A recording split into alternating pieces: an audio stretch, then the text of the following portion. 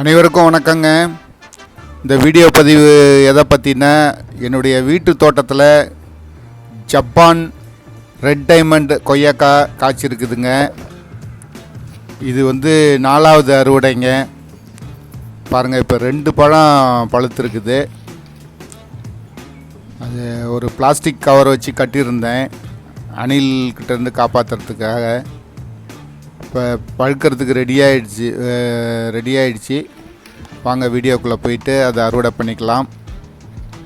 அப்புறம் நண்பர்களுக்கு வேண்டுகோளுங்க, இது வரைக்கும் சப்ஸ்கிரைப் பண்ணாமல் இருக்கிறவங்க சப்ஸ்கிரைப் பண்ணி ஆதரவு கொடுங்க. நன்றி, வணக்கம். மீண்டும் ஒரு நல்ல பதிவில் சந்திக்கலாம்.